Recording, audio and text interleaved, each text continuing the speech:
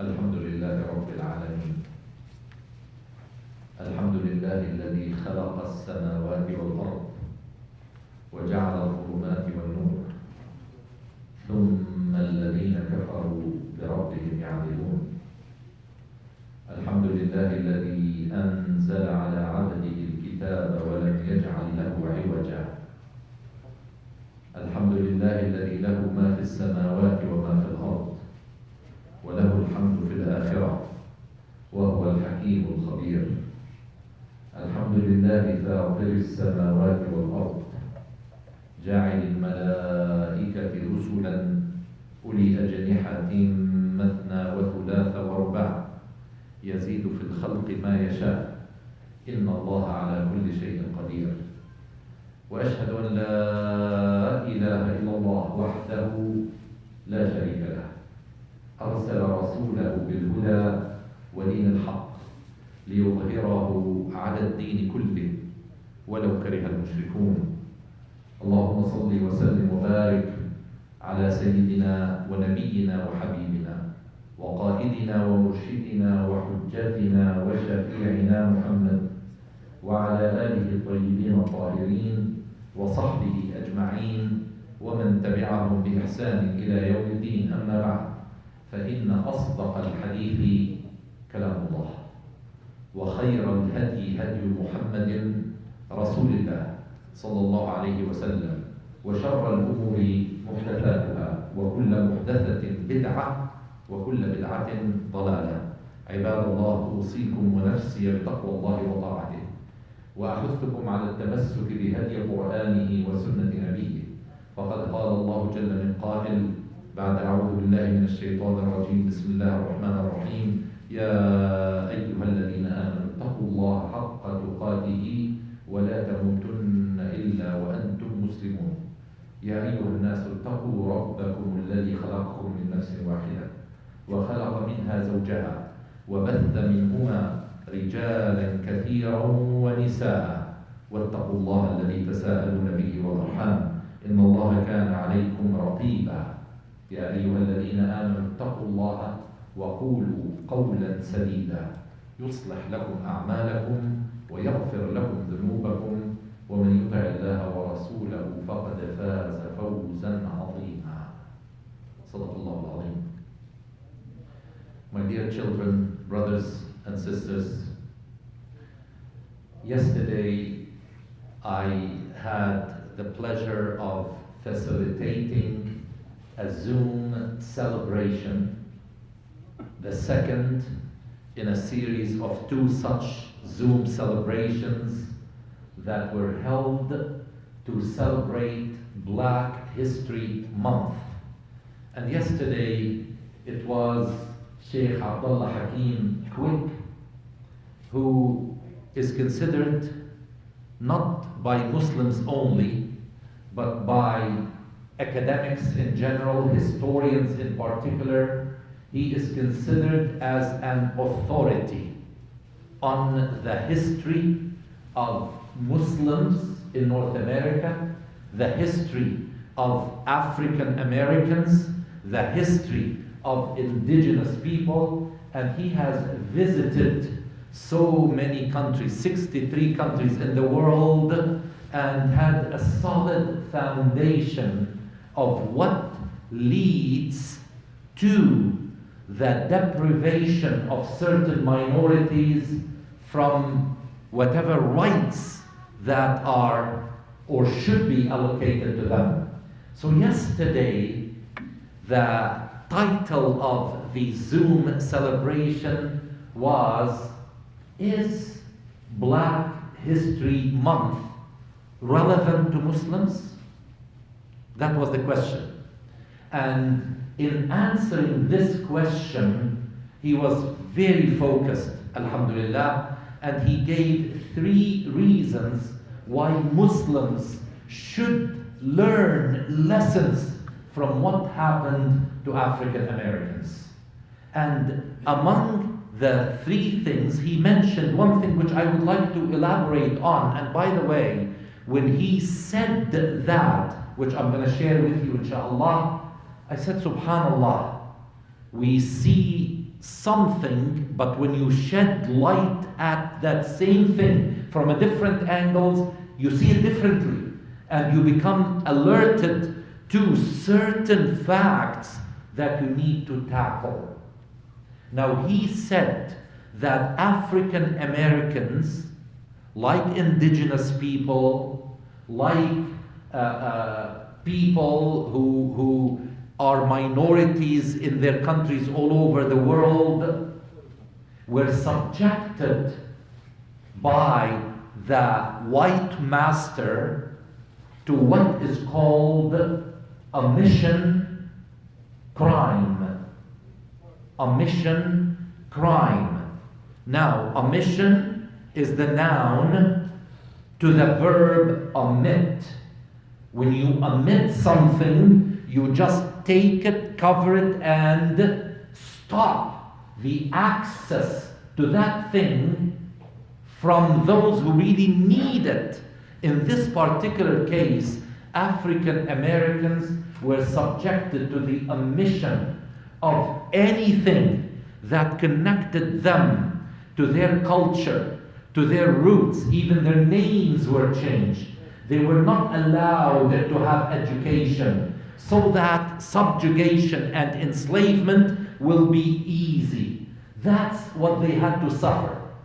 And he mentioned that earlier on in the 15th century, when the Spanish colonialists who invaded North America, headed by Christopher Columbus, who considered a big hero, what Christopher Columbus and those who came after him from Spain did is very cruel, because any person who was caught, look at this, who was caught possessing a manuscript of knowledge, he would be killed. People were not allowed to have access to knowledge. People were cut off from anything that will build their identity, and as such, it was easy for the white European man to come and establish his own culture in North America. That's what happened to African Americans. That's what happened to indigenous people. And Sheikh Abdullah Hakim Quick said that we are seeing the same thing happening to Muslims all over the world. And he said we should do something before our children will be cut off from their culture, from their deen, from those things that strengthen their identity. You know, nowadays things are happening right here in Canada, in the United States, in Sweden. I don't know how many of you saw the video clip that is showing how Sweden is taking children from newcomers, especially Syrian newcomers, and they are putting them in schools and they are depriving them from reuniting with the same thing as what happened to indigenous children. Remember, not too long ago we were talking about the gruesome discoveries in Saskatchewan, in British Columbia, in Nova Scotia, where mass graves of children were discovered while they were interned at those schools to cut them off from anything indigenous. And they tried to make them white with their skin, without their skin color.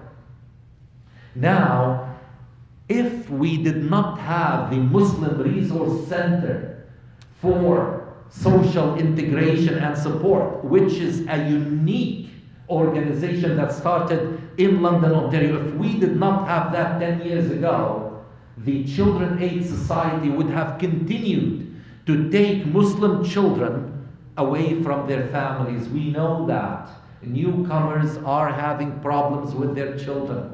It's because we are not doing our part to integrate them into our community like Rasulullah sallallahu alaihi wasallam did when the Muhajirin of Mecca came and the Ansar were charged with the responsibility to phase them into the new environment of Medina. We are not doing that here. You know, our community needs to provide certain services in order for us to stand on our feet, but that is not happening. We are finding today that the global community of Muslims is suffering, and very few of our children know what is happening in India, for example. You know, India, as many experts are warning, is heading towards another Rwanda. India is now exercising ethnic cleansing big way, and no one is doing anything. On the contrary, their prime minister is welcomed on a red carpet in what used to be a Muslim country, but not anymore. Why? Because Muslims now gave into the cooperation between people who don't have faith in their hearts, and they are working under the direction of those who are trying very hard yet incessantly to take away Islamic principles from Muslims. If this continues, our children will be among those who were mentioned in the Quran in Surah An-Najm. You know, Allah subhanahu wa ta'ala talked about something which is very important. You know, our children now speculate on many things.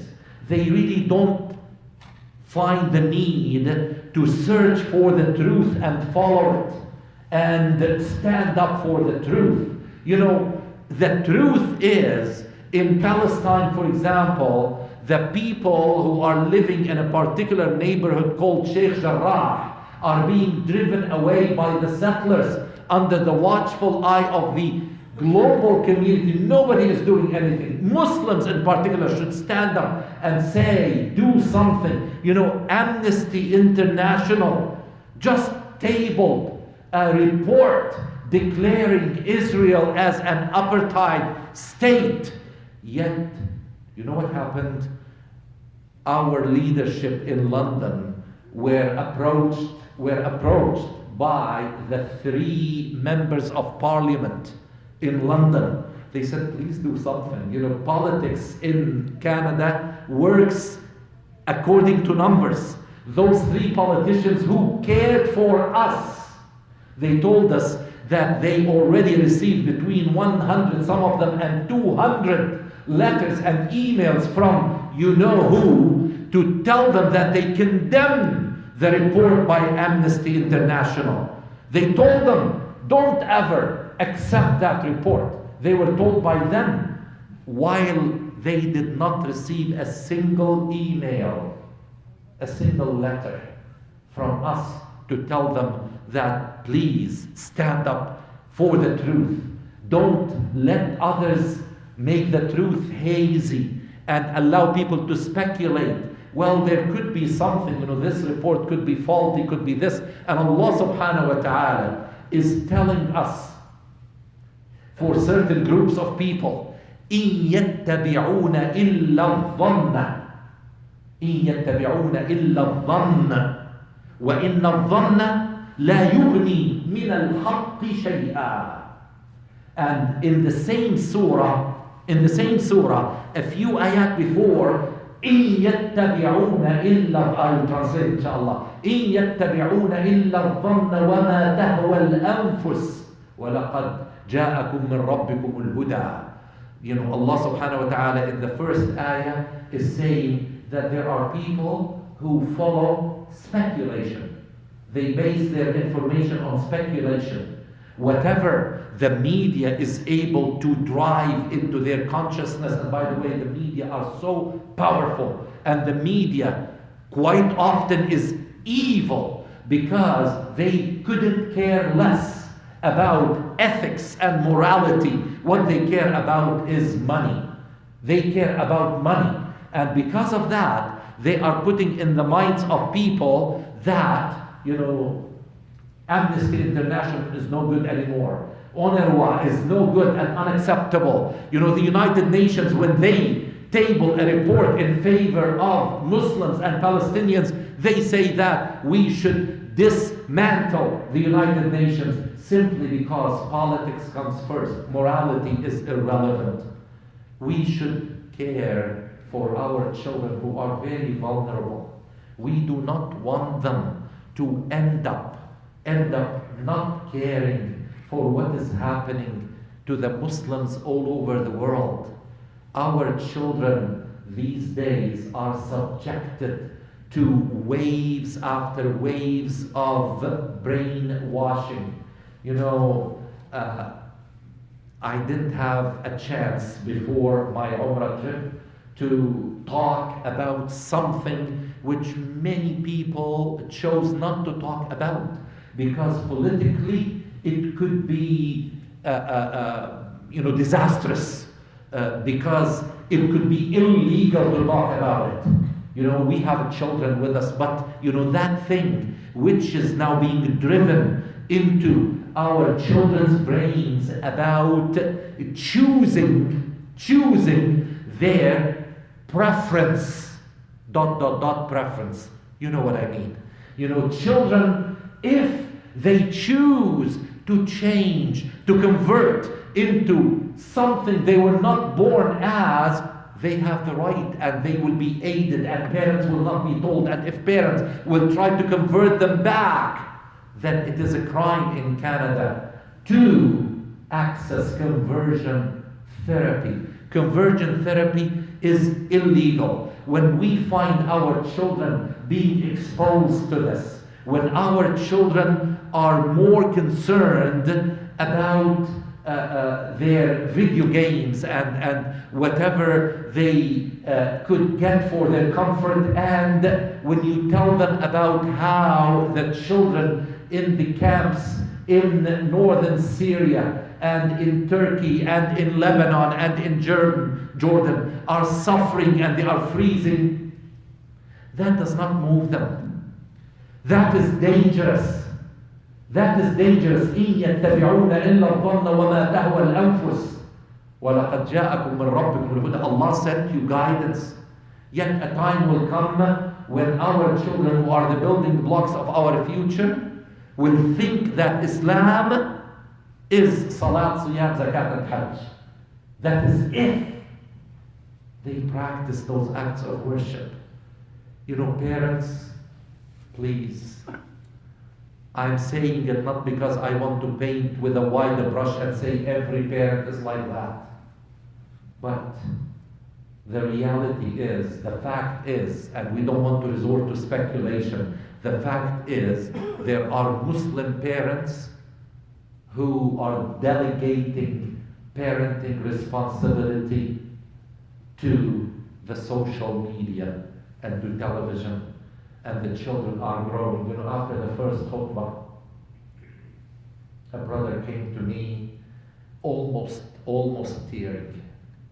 And he said, remember my daughter, I have one daughter, and remember my daughter, you know, when she was young at the masjid on Oxford Street, you asked her a question, which is heavier, pound of iron or a pound of cotton? And I said, yes, I asked this question just to break ice with children. He said, for 2 years, she has been refusing to pray. And she has told her parents that, you know, she doesn't believe in God anymore. And I've said this before, but today I just want to warn us. If we allow things to proceed as they are, then we are participating and aiding in the crime of omission. When you omit certain things of the Quran, of the Sunnah of Rasulullah sallallahu alaihi wasallam, ask yourselves, how much do your children know? How much do they know about the Quran? And when I say know about the Quran, not recite or do hifz, I say know about what's in the Quran, or know about the seerah of Rasulullah sallallahu alaihi wasallam. How much do they know? How much you think you are preparing them for the future when you are not around to provide support? The Islamic support. How much do they know? 10%, 20%. What happened to the 80%? How comfortable will you be when it is time for us to depart? أقول قولي هذا وأستغفر الله العظيم لي ولكم فيا فوز المستغفرين. Make dua to Allah subhanahu wa ta'ala. He will accept our dua. Ameen ya Rabbal Alamin.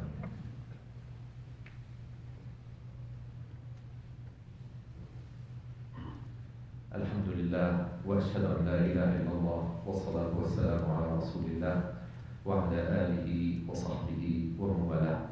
رب اشرح لي صدري ويسر لي أمري واحلل عقدة من لساني يفقهوا قولي.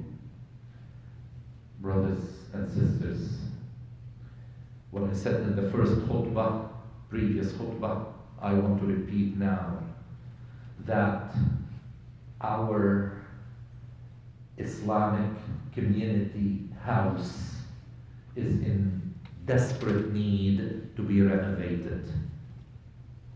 You know, many people now chose to enter into this business of renovating physical houses. That's what they do.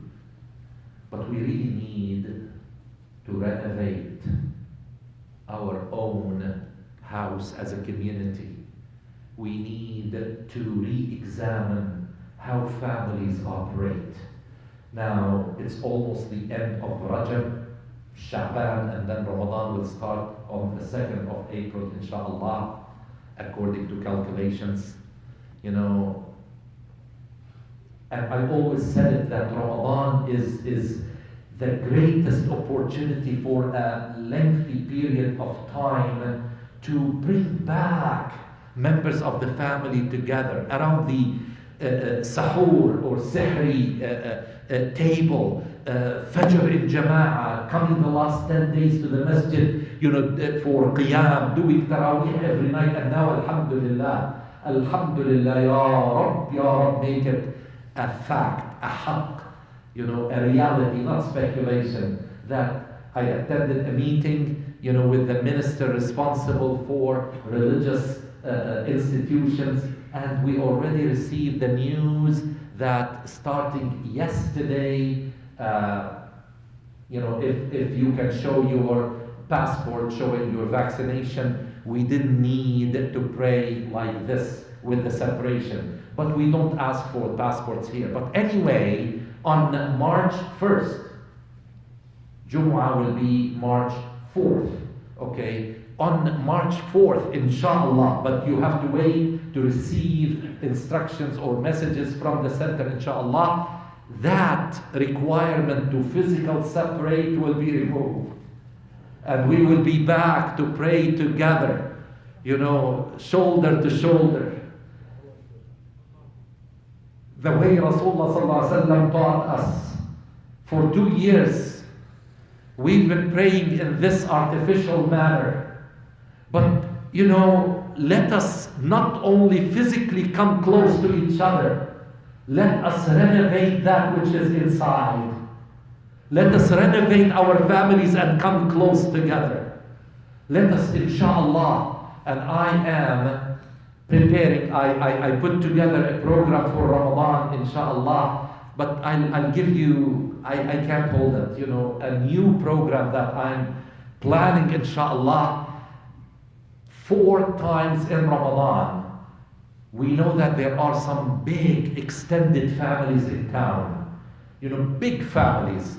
So I will challenge 4 families to hold a big get together of their extended family at their house, and they will invite me to come, inshallah, 2 hours before iftar.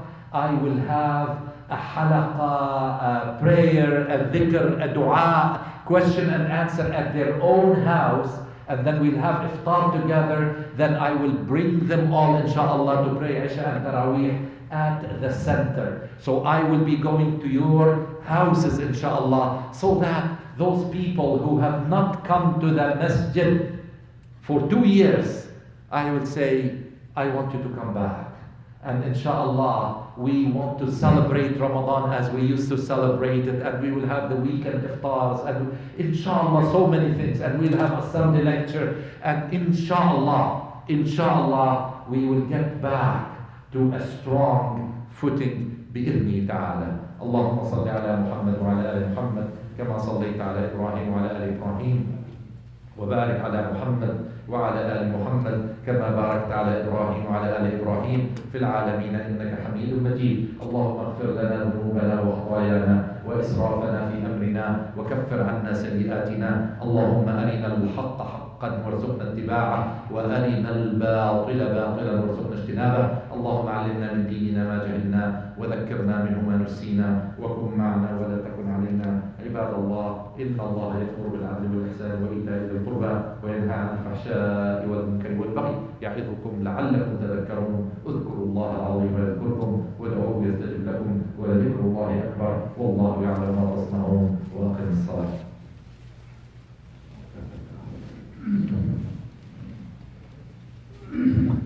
الله أكبر الله أكبر أشهد أن لا إله إلا الله أشهد أن محمدا رسول الله حي على الصلاة حي على الفلاح قد قامت الصلاة قد قامت الصلاة. الله أكبر الله أكبر لا إله إلا الله.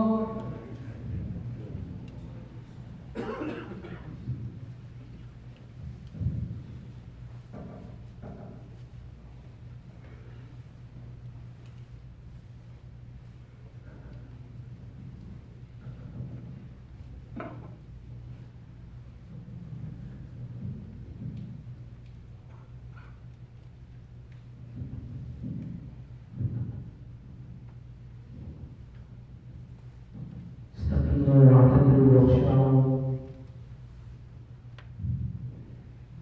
الله أكبر.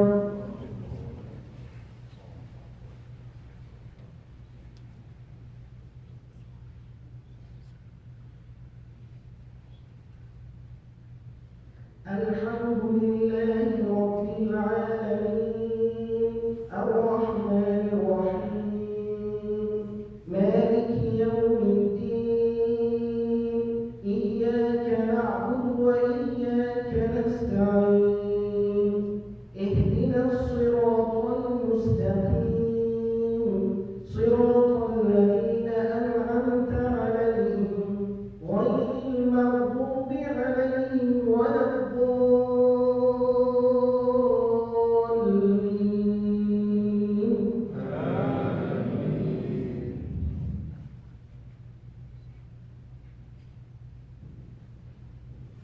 والشمس وضحاها والقمر إذا تلاها والنهار إذا جلاها والليل إذا يغشاها والسماء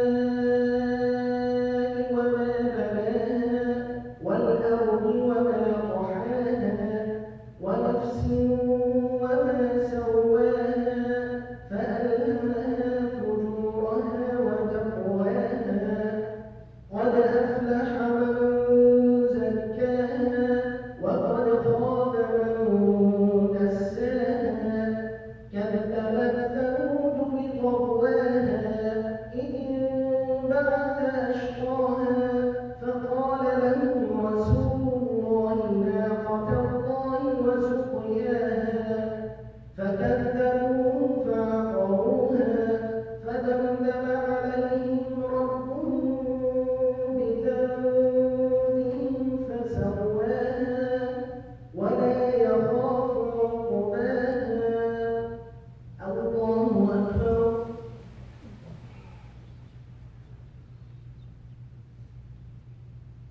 سمع الله لمن حمده الله أكبر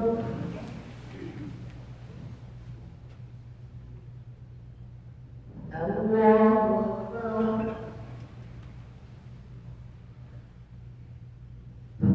الله أكبر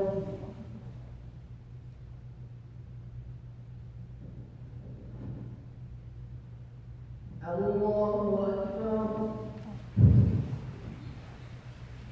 الحمد لله رب العالمين الرحمن الرحيم مالك يوم الدين إياك نعبد وإياك نستعين اهدنا الصراط المستقيم صراط الذين أنعمت عليهم غير المغضوب عليهم ولا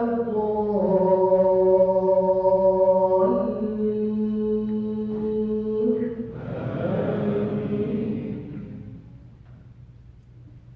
قل هو الله أحد الله الصمد لم يلد ولم يولد ولم يكن له كفوا أحد الله